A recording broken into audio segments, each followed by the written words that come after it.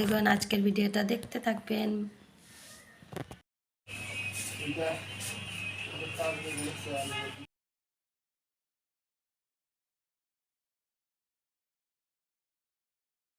বন্ধুগণ, আজকে হলো পুত্রদা একাদশী। তো পুত্রদা একাদশীর যে সকালবেলার পুজো টুজো দিয়ে দিলাম।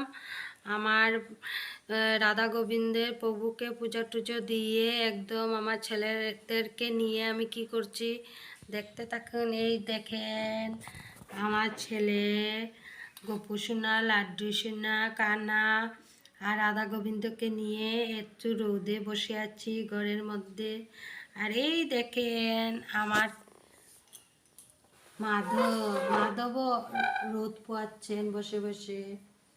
তো ওদেরও তো ঠান্ডা লাগে না, এর জন্য আমরা রোদ পোয়াচ্ছি। তারপরে এখন ওদেরকে বিশ্রাম দেব। এখন 1:30 নাগাদ বেজে গিয়েছে। আর এই দেখেন আজকের এই প্রসাদটা আমি নিবেদন করব।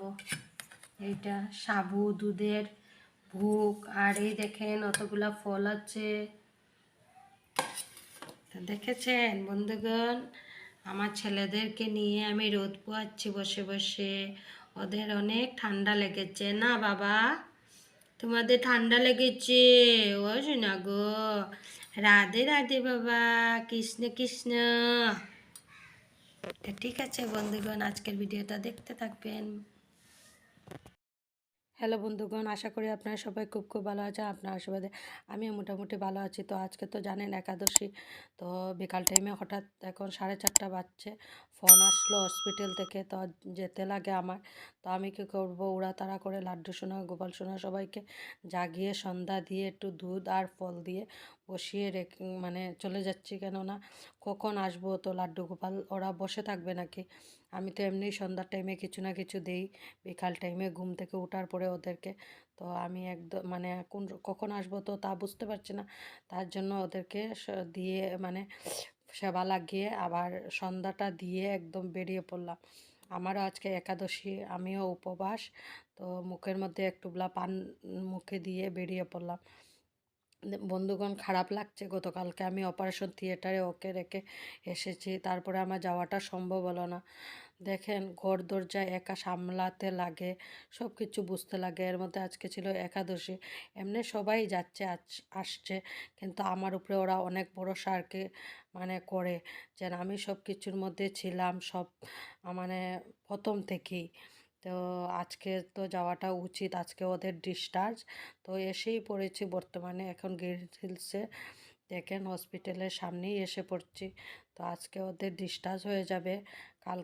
কালকে এমনি ফোনে ফোনে খবর নিয়েছি অপারেশনের পরে। যখন অপারেশন হয়েছে তো নাকের থেকে অনেকগুলো হাড্ডি যেটা শুকিয়ে গিয়েছিল ওটা গুঁড়ো গুঁড়ো বের হয়েছে। তো ওইটা আপনাদেরকে শেয়ার করব।